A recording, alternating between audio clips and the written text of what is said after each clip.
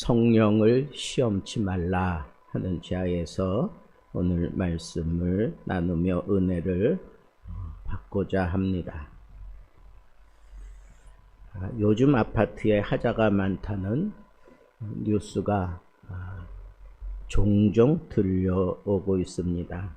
겉보기에 멀쩡해 보이는데 바닥을 열어보면 철근이 빠져 있고 구조가 무너질 위험이 있습니다. 이 정도쯤이야 하는 타협이 반복될 때 결국 전체가 무너지는 일이 벌어집니다. 오늘 우리가 읽은 본문 말씀도 마찬가지입니다. 겉보기에는 흠이 없어 보였지만 초대교회의 정말 바람직한 그런 삶의 모습을 우리는 4장 뒷부분에서 살펴보았는데, 하나님 앞에서 치명적인 문제를 안고 있었던 부부가 등장하게 됩니다. 바로 아나니아와 삽비라입니다.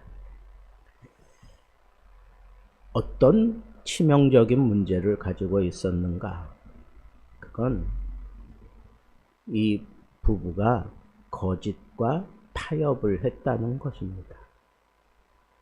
초대교회는 성령의 능력이 충만했고 믿는 사람들이 마음을 같이하여 모든 것을 서로 통용하며 사랑의 공동체로 하나가 되어 있는 공동체였습니다. 그 중심에는 인간들의 노력에 의해서 된 것이 아니라 성령의 역사하심과 거룩해 하심이 그 중심에 있었던 것입니다. 그런데 아나니아와 삽비라는 이 공동체를 따르지 아니하고 자기 욕심을 따라서 그 공동체에 아주 심각한 문제를 일으킬 뻔했던 그런 일을 저질렀던 것입니다. 땅을 팔고 얼마는 사도에게 바치고 그것을 전부인 것처럼 속였습니다. 사람은 속을 수 있을런지 몰라도 성령은 절대로 속일 수 없는 법입니다. 성령 충만한 베드로가 이 사실을 다 꿰뚫어 보고 아나니아야, 어찌하여 사탄이 내 마음에 가득하여 내가 성령을 속이고 라고 그렇게 핵심을 찔러서 얘기하고 있습니다. 이 구절이 무섭도록 직접적인 표현입니다. 아나니아는 단순히 베드로 사도를 속인 것이 아니라 성령을 시험한 그런 결과를 가져왔던 것입니다. 하나된 공동체를 무너뜨리는 데 있어서 가장 효과적인 그 방법을 사탄이 이 아나니아 삽비라를 통해서 파고들었는데 그것이 바로 거짓이었습니다. 거짓. 하나님의 영마저도 속이려고 드는 그런 거짓 행동, 이것이 초대교회에 파고든 가장 큰 위협이었습니다. 그리고 아주 위험한 상황이었던 것입니다. 거짓말이라는 게 이게 별로 드러나지도 않습니다. 그런데 이 거짓말이 한번 파고 들어오면 순식간에 곰팡이가 확 번지는 것처럼 관심을 갖지 않으면, 면밀히 살펴보지 않으면 그냥 순식간에 확 퍼져버리고 마는 게 그게 바로 이 거짓입니다. 이 거짓이 이 초대교회 공동체에 파고들도록 그냥 놔뒀으면 순식간에 이 하나된 공동체가 아주 아수라장이 될 수도 있다고 하는 이 사실을 베드로 사도는 정확하게 꿰뚫고 있었던 것입니다. 프랑스의 어느 갤러리에는 유명 화가 에밀 듀랑의 그림이 전시되어 있었습니다. 많은 사람들이 그 그림을 보고 감탄을 했고 값도 억대를 호가했습니다. 하지만 어느 날 한 감정가가 그림을 자세히 조사하다가 말했습니다. 이건 가짜입니다. 가짜입니다.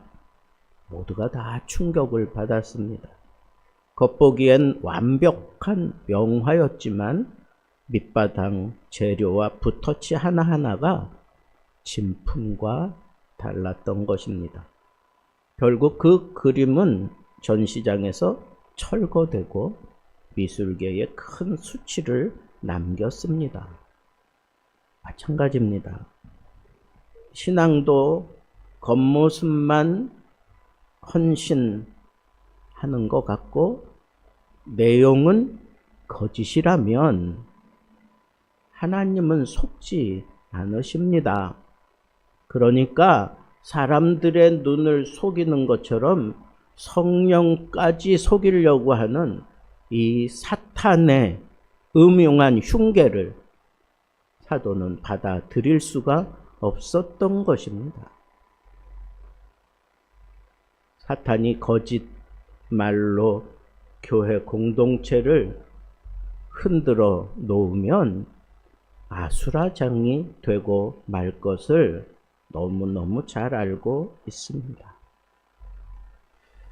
여러분, 시험한다 라는 표현을 했습니다. 어찌하여 성령을 시험하느냐라고 그렇게 표현을 했습니다. 시험한다 라고 하는 헬라어 페이라조라고 하는 이 단어는 단순히 이게 옳은가 아닌가 하는 것을 그냥 테스트하는 정도로 얘기하는 게 아니라 고의적으로 거룩하신 하나님의 인내를 경시하고 가볍게 여기는 태도를 가지고 하는 행동을 얘기하는 겁니다. 그냥 거짓말 그 자체 그거는 그냥 가볍게 넘길 수 있지만 여기 사탄을 통해서 거짓말을 하려고 하는 이 시험은 아주 심각한 겁니다. 하나님의 인내를 아주 가볍게 여기고 하나님의 이 통치하심을 가볍게 여기고 하나님의 심판을 가볍게 여기고 그 마음을 가지고 공동체를 속이려고 하는 그런 행동이었던 것입니다. 우리들의 삶 속에서도 종종 하나님 앞에 이렇게 말합니다. 하나님, 이건 하얀 거짓말입니다. 조금만 속이겠습니다. 하나님은 사랑이지 않습니까? 이 정도쯤은 용서해 주셔야 되지 않습니까? 이런 생각을 가지고 그 일을 행하려고 하는 것은 그건 성령을 속이는 일입니다. 믿음에 관한 한 하나님 앞에 시험하려고 하는 이 모든 행동은 사탄으로 말미암아 일어나는 것입니다. 이 아나니아 삽비라 부부는 헌신을 가장하고 위선을 택했던 것입니다. 조용히 감추면 아무도 모를 거라고 생각했지만 하나님은 공동체 전체 앞에서 이를 다 드러내 버리고 말았습니다. 그냥 조용히 이건 참 부끄러운 일이니까 공동체 전체가 참 힘들어질 수도 있는 문제니까 그러면서 슬그머니 처리하지 않았습니다. 모든 공동체가 다 알 수 있도록 그렇게 베드로 사도는 일 처리를 했습니다. 왜 그렇습니까? 이 교회 공동체는 사도들의 공동체가 아닙니다. 하나님의 공동체입니다. 그러니까 하나님의 공동체를 시험하려고 했던 이 사탄의 거짓을 다 드러내어야 성령께 폐를 끼치지 않는다고 생각했던 것입니다. 한 달이 공사 현장에서 어느 공무원이 설계 도면을 검토하다가 구조 재료가 원래 안보다 약한 것으로 바뀌어진 것을 발견했습니다. 이대로는 위험합니다 라고 말했지만 시공사는 예산이 부족해서 어차피 티도 나지 않습니다. 그냥 이대로 합시다. 결국 다리는 완공되었고 겉보기에는 너무너무 화려하고 멋졌습니다. 그런데 몇 달 뒤 태풍에 이 다리가 붕괴되어서 많은 인명 피해를 가지고 왔습니다. 눈에 보이지 않는 거짓이 공동체 전체를 위태롭게 하는 것인데, 그 심각한 것은 사람 눈에 보일 때 별로 아닌 것처럼 그렇게 지나갈 수 있는 문제를 가지고 아주 뿌리채 흔들어 놓고 있는 위험성이 있다는 겁니다. 이게 거짓으로 시험하려고 드는 아주 악한 행동이었던 겁니다. 아나니아 삽비라의 거짓말도 마찬가지입니다. 그냥 작은 한 부부의 거짓말이라고 생각하고 지나갈 수 있지만, 오히려 이 거짓을 사도가 받아들였다면, 그냥 적당히 얼버무리면 넘겨버렸다면 그것이 교회 공동체 전체를 와르르 무너지게 만드는 결과를 가져왔을 것입니다. 그래서 하나님은 이 문제를 아주 엄중하게 사도 베드로로 하여금 다루게 하셨던 것입니다. 가끔 우리는 그런 생각합니다. 하나님은 정말 사랑의 하나님인데, 용서의 하나님인데 어떻게 이렇게 단호하게 처리하시는가? 오늘 본문을 그런 생각을 가지고 들여다보면 충격적이라 아니할 수 없습니다. 하나님은 사랑의 하나님인데 그냥 적당히 좀 봐줄 수도 있고, 얼마든지 그 사람을 돌이켜서 잘 가르쳐서 좋은 방향으로 이끌어 갈 수도 있을 텐데 왜 이렇게 엄격하게 심판하셨을까? 그것은 바로 이 교회가 세상의 빛이 되어야 할 이 공동체가 무너질 수 있는 심각한 구멍을 내는 결과를 가져오기 때문에 그렇습니다. 우리는 예화를 통해서 뚝에 조그마한 구멍이 나서 물이 졸졸졸졸 흐르는 것을 한 소년 손가락을 넣어서 그것을 막고 있다가 아주 아사 상태가 되는 그런 예화를 들었습니다. 그런데 결국은 그 어린 아이의 그 희생으로 인해서 뚝이 무너지지 아니하고 그 마을을 지켜냈다라고 하는 그런 실제적인 예를 우리는 어릴 적에 많이 들었습니다. 거룩함이 무너지면 공동체가 무너지는 겁니다. 성령의 임재가 떠나면 교회는 더 이상 교회일 수 없습니다. 하나님은 그 거룩함을 지키기 위해서 아나니아 삽비라의 죄를 공동체 앞에서 드러내셔야만 했던 것입니다. 어느 날 아이가 엄마 화장대를 만지다가 향수를 깨뜨렸습니다. 엄마가 방에 들어오자 아이는 두려운 얼굴로 말합니다. 내가 안 그랬다. 그럴 때 엄마가 이렇게 얘기합니다. 이것 봐라. 내가 하는 모습이 네 뒤에 있는 거울에 다 비쳤단다. 우리의 삶도 마찬가지입니다. 하나님 앞에서는 모든 것이 거울처럼 우리의 행동 모두가 다 하나님의 시선에 다 비춰지고 있다고 하는 이 사실을 놓치지 말아야 하겠습니다. 숨길 수 있다고 생각하지만 성령은 우리의 중심을 꿰뚫어 보고 계십니다. 그래서 정직한 회개와 고백의 행동이 절대 필요한데, 분명히 어찌하여 사탄이 내 속에 가득해서 성령을 속이려고 했느냐 하는 이런 말을 들었을 때 아나니아도 그렇고 삽비라도 그렇고 그 중심을 꿰뚫어 보고 있는 사도 베드로 앞에서 숨길 것이 아니라 통회하고 자복해야 됐던 겁니다. 그런데 사탄에 사로잡혀 있는 자들은 무조건 그것을 거짓으로 무마시키려고 하는 태도를 부부가 똑같이 행하는 것을 보면 이 거짓이 별거 아닌 것 같지만 아주 인간을 심각하게 망가뜨리고 교회 공동체를 심각하게 망가뜨리는 그런 아주 위험한 것이구나라고 하는 사실을 우리는 여기서 깨달아야 하겠습니다. 오늘도 마찬가지라고 생각합니다.